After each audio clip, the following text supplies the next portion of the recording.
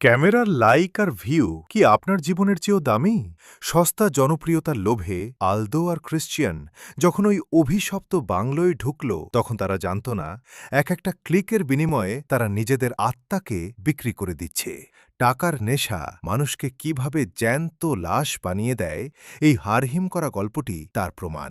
শেষ পর্যন্ত না দেখলে বিশ্বাস করবেন না। গল্পের শুরুতেই আমরা ইউটিউব স্ট্রিমার ক্রিশ্চিয়ান এবং অলদোকে দেখি, যারা প্রায়ই তাদের দৈনন্দিন জীবনের লাইভ স্ট্রিম করত। কিন্তু তাদের স্ট্রিমের ভিউয়ার সংখ্যা কখনোই ১০০-এর উপরে যেত না। তা সত্ত্বেও তারা সহজে হাল ছাড়ার পাত্র ছিল না। একদিন ক্রিশ্চিয়ান তার কন্টেন্টে কিছুটা রোমাঞ্চ যোগ করার জন্য আউটডোর স্ট্রিমিং করার সিদ্ধান্ত নেয়। একবার স্ট্রিমিং করার সময় অলদো খেলার ছলে একটি পুরনো এবং পরিত্যক্ত চেহারার বাংলোর বাগানে বাস্কেটবল ছুঁড়ে মারে। তারা দরজার বেল বাজায়, কিন্তু কেউ সাড়া দেয় না। কোনো কিছু না ভেবেই অলদো পাঁচিল টপকে ভেতরে যাওয়ার সিদ্ধান্ত নেয় এবং ক্রিশ্চিয়ান সবকিছু রেকর্ড করতে থাকে। বাংলোটি দীর্ঘকাল ধরে জনমানবহীন মনে হলেও এর বাগানটি ছিল বেশ বড় এবং ঘন ঝোপঝাড়ে ভরা। ঘোরার সময় ক্রিশ্চিয়ান একটি পুরনো কুয়ো দেখতে পায়। কৌতূহলী হয়ে সে ভেতরে তাকাতেই একটা লাশ দেখে চমকে ওঠে, কিন্তু পরক্ষণেই পিছন থেকে ক্যামেরা নিয়ে অলদো এসে তাকে ভয় দেখায়। তারপর যখন সে আবার তাকায়, সবকিছু অদৃশ্য হয়ে যায়। কুয়োটির ভেতর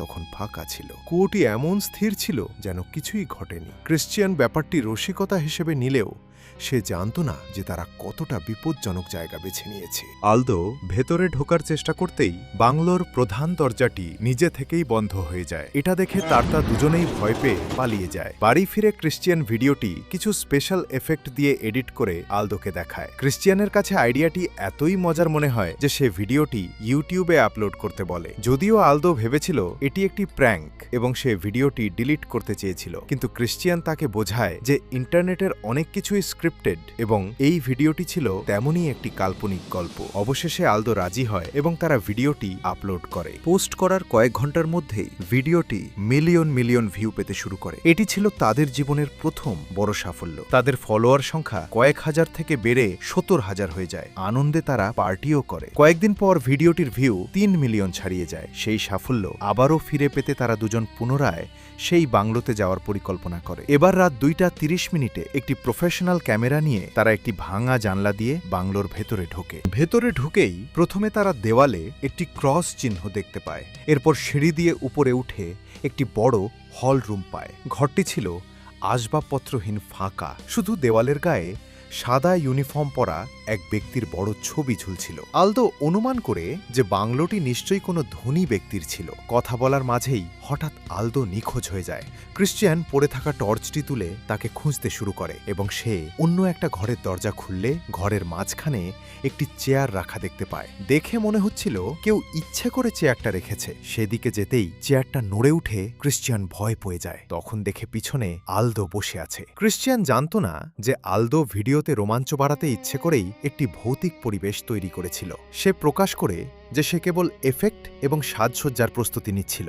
আসল শুটিং তো মাত্র শুরু হতে যাচ্ছিল। সে আলদোকে বুঝায় কিভাবে তার দিয়ে চেয়ারকে নড়াচড়া করাবে। তারা শুটিং চালিয়ে যায়, কিন্তু এর পরেই যা ঘটে তা ছিল সম্পূর্ণ অভাবনীয়। তারা সামনের দিকে এগিয়ে যেতেই ঘরের চেয়ারটি হঠাৎ অন্যদিকে সরতে শুরু করে। অলদো নিজেও অবাক হয়ে যায়, কারণ সে তখনও কিছু করেনি। ঠিক তখনই তারা জল পড়ার শব্দ শুনতে পায় এবং দেখতে পায় বাথরুমের ফ্ল্যাশ নিজে থেকেই চলছে। সেই মুহূর্তে দেওয়ালের সেই বড় ছবিটি হঠাৎ নিচে পড়ে যায় এবং সিলিং থেকে একটি ঝাড়বাতি আছড়ে পড়ে। ক্রিশ্চিয়ান ভীষণ আতঙ্কিত হয়ে সাথে সাথে চলে যেতে চায়, কিন্তু অলদো এত সহজে হাল ছাড়তে রাজি ছিল না। ভাইরাল ভিডিও থেকে পাওয়া নাম আর যশের মোহে সে এটি চালিয়ে যেতে চায়। সে ক্রিশ্চিয়ানকে বোঝায় যে ভিডিও যত ভয়ের হবে, ভিউ তত বেশি আসবে। ক্রিশ্চিয়ান আবারও রাজি হয় এবং তারা বাংলোর লিভিং রুমের দিকে যায়। সেখানে একটি পুরনো পিয়ানো আলদোর নজর কাড়ে এবং সে না বুঝেই তাতে কয়েকটি সুর তোলে। তখনই দেওয়ালে ঝোলানো একটি মা ও শিশুর ছবির দিকে তার নজর পড়ে। এটা স্পষ্ট ছিল যে তারা সম্ভবত বাংলোটির প্রাক্তন মালিক ছিল। এরপর তারা ওপরের তলায় যায়। সেখানে একটি তালাবন্ধ ঘর ছিল। আলদো খোলার চেষ্টা করলেও তা খোলেনি, তাই সে বাকি জায়গাগুলো দেখতে যায়। সেখানে সে দেওয়ালে একটি ছাগলের ট্রফি এবং একটি পুরনো শিশুদের সাইকেল দেখতে পায়। হঠাৎ তালাবদ্ধ দরজাটি নিজে থেকেই খুলে যায়। তারা ভেতরে ঢোকে এবং মেঝের ওপর একটি ভাঙা বাদ্যযন্ত্র দেখতে পায় এবং চেয়ারের পাশে ছিল তাজা রক্ত। কিন্তু আর একটু ভিতরে গেলে সেখানকার বাথরুম দেখে তারা অবাক হয়ে যায়।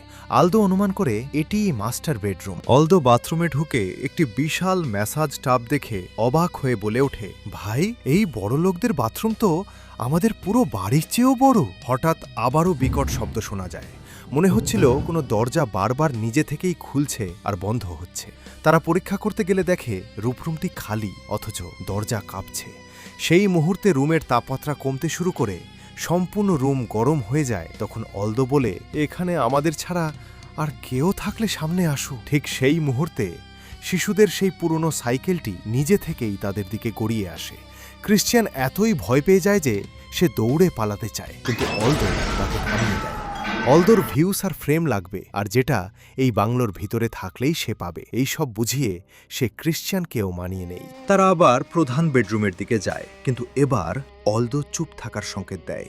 ভিতর থেকে মহিলা আর বাচ্চার ওয়াজ আসছে। দরজার ফাঁক দিয়ে অলদো দেখে এক মহিলা একটি শিশুর সাথে কথা বলছেন। মহিলাটা বাচ্চাকে ওষুধ খাওয়ার কথা বলতেছে, কিন্তু বাচ্চাটা ওষুধ খাবে না, কারণ তাকে দরজার ফাঁকা দিয়ে অলদো আর ক্রিশ্চিয়ান দেখছে। এই রহস্যময় দৃশ্য দেখে তারা স্তম্ভিত হয়ে যায়, আর তারা কিছু বুঝে ওঠার আগেই তাদের সাথে অদ্ভুত কিছু ঘটনা ঘটে যায়। তখনই হঠাৎ ক্রিশ্চিয়ানের সেই বাস্কেটবলটি তাদের সামনে গড়িয়ে আসে। আতঙ্কে ক্রিশ্চিয়ান নিচে দৌড়ে পালায়। অলদো তাকে জিজ্ঞেস করে হলোটা কি। সে বলে যে পরিস্থিতি একদম ঠিক নেই এবং তাদের এখনই চলে যাওয়া উচিত। ঠিক তখনই বাড়ির ভেতর থেকে পিয়ানো বাজার শব্দ আসে।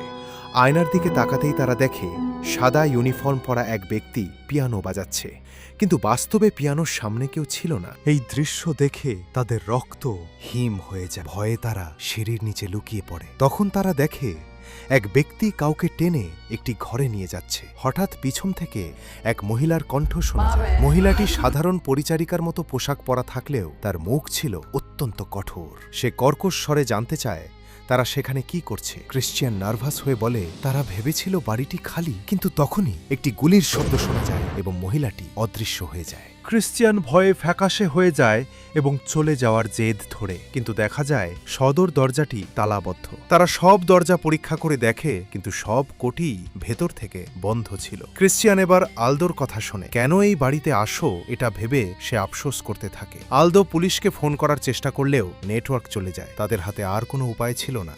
হঠাৎ অন্য একটি দরজা খোলার শব্দ হলে তারা টর্চ নিভিয়ে এক কোণায় লুকিয়ে পড়ে। এক ব্যক্তি কাঁধে একটি বড় বস্তা নিয়ে ঘরে ঢোকে এবং কিছুক্ষণ পর হাতে বন্দুক নিয়ে ফিরে এসে ফায়ার প্লেসের সামনে বসে। তারা লক্ষ্য করে লোকটির ছায়া দেখা যাচ্ছে, তার মানে সে ভূত নয় বরং মানুষ। এটি দেখে অ্যালদোর মাথায় একটি বুদ্ধি খেলে। সে ক্রিশ্চিয়ানকে নিয়ে ওপরের তলায় যায় এবং একটি পাথর দিয়ে জানলার কাঁচ ভেঙে দেয়। শব্দ শুনে যখন লোকটি উপরে তালায় বন্দুক হাতে আসে, তাকে দেখে তারা একটি বড় আলমারির ভেতর লুকিয়ে পড়ে। কিন্তু তখনই সেই পরিচারিকা মহিলাটি আবার হাজির হয়। সে কাঁদতে কাঁদতে লোকটিকে জিজ্ঞেস করে কেন সে তার ভাইকে মেরেছে। লোকটি শান্তভাবে জবাব দেয় যে সে কেবল আদেশ পালন করেছে। রাগে অগ্নিশর্মা হলেও পরিচারিকাটি কিছু করতে পারছিল না। সে শুধু লোকটিকে অভিশাপ দিতে থাকে। বিরক্ত হয়ে লোকটি তাকে ধাক্কা দিয়ে মেঝেতে ফেলে দেয়। সেই সময় মনে হয়েছিল পরিচারিকাটি হয়তো আলমারির ভেতরে লুকিয়ে থাকা তাদের দেখে ফেলেছে, কিন্তু সে তাদের কে কিছু না বলে একটি ছোট ছুরি বের করে লোকটির দিকে এগিয়ে যায় এবং লোকটিকে ছুরি দিয়া কয়েকটা আঘাত করে দৌড়ে পালিয়ে যায়। অলদো এবং ক্রিশ্চিয়ান সেখান থেকে বের হওয়ার সুযোগ খোঁজে। মহিলাটি চলে যেতেই অলদো দড়ি দিয়ে জানলা দিয়ে নামার পরিকল্পনা করে। ক্রিশ্চিয়ান যখন ক্যামেরা দিয়ে লোকটিকে দেখছিল,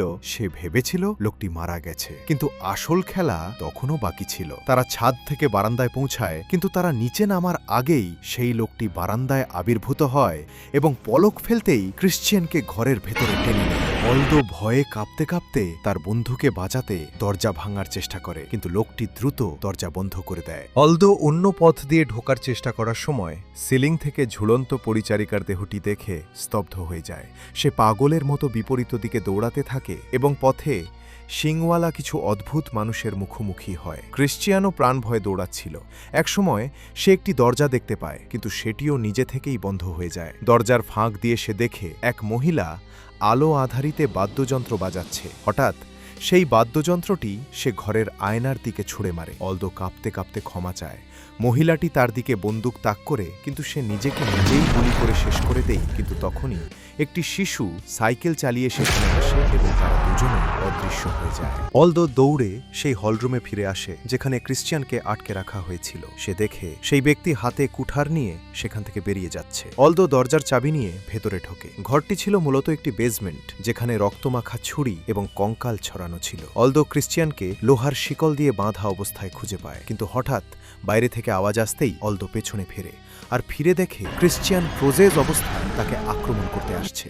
অলদো কোন মতে সেখান থেকে বেঁচে ফিরে। আতঙ্কিত অলদো একটি কুঠার তুলে নিয়ে বাইরে আসার প্রস্তুতি নেয়। বাইরে বেরোতেই সে দেখে ভোর হয়েছে। সে স্বস্তির নিঃশ্বাস ফেলে সদর দরজার দিকে দৌড়ায়, কিন্তু সেই লোকটি আবারও সামনে এসে দাঁড়ায়। শেষ পর্যন্ত ক্রিশ্চিয়ান আবারও সেই রহস্যময় ব্যক্তির হাতে ধরা পড়ে। কিছুক্ষণ পর অলদো জ্ঞান ফিরে পায় এবং কোনো মতে হামাগুড়ি দিয়ে বাড়ি থেকে বেরিয়ে রাস্তায় পড়ে যায়। কিছু সময় জ্ঞান ফিরলে দেখে ফায়ার সার্ভিস এবং অ্যাম্বুলেন্স সেখানে পৌঁছায় এবং দীর্ঘ প্রচেষ্টার পর ক্রিশ্চিয়ানকেও জীবিত উদ্ধার করা হয়। অলদো স্বস্তির নিঃশ্বাস ফেললেও হঠাৎ তার মনে পড়ে যে ক্যামেরাটি বাড়ির ভেতরেই রয়ে গেছে।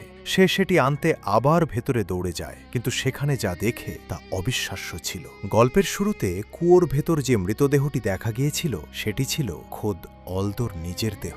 মানব গল্পের শুরুতে যেই মরদেহটি দেখছিল সেটা অলদোর নিজেই ছিল। ক্যামেরার ফুটেজটি ছিল এই রহস্যের সবচেয়ে বড় সূত্র। ক্রিশ্চিয়ান যখন পুরোপুরি সুস্থ হয়, পুলিশ তাকে জিজ্ঞাসাবাদ করে, কিন্তু ক্রিশ্চিয়ান দাবি করে তার কিছুই মনে নেই। অবশেষে পুলিশ যখন তাকে ক্যামেরার ফুটেজ দেখায়, তখন যা দেখা যায় তা যে কাউকেই শিউরে তোলার জন্য যথেষ্ট ছিল। ভিডিওটি থেকে পরিষ্কার হয়ে যায় যে পুরো ষড়যন্ত্রের মূল হোতা ছিল খোদ ক্রিশ্চিয়ান নিজেই। মানে ওই বাড়ির আত্মারা ক্রিশ্চিয়ানকে পোজেস করে তাকে দিয়েই অলদোকে খুন করিয়েছে। ভাইরাল হওয়ার এই ইঁদুর দৌড়ে আলদো আর ক্রিশ্চিয়ান হয়তো সবকিছুই হারিয়েছে। মনে রাখবেন, সস্তা হাততালির চেয়ে নিজের জীবন এবং বিবেক অনেক বেশি দামি। টাকার নেশা আর অন্ধ জনপ্রিয়তার এই করুণ পরিণতি আপনার কেমন লাগলো কমেন্টে জানান। আর এমন সব হারহিম করা বাস্তব গল্পের জন্য এখনই লাইক দিয়ে সাবস্ক্রাইব করুন। দেখা হচ্ছে পরের ভিডিওতে। ধন্যবাদ।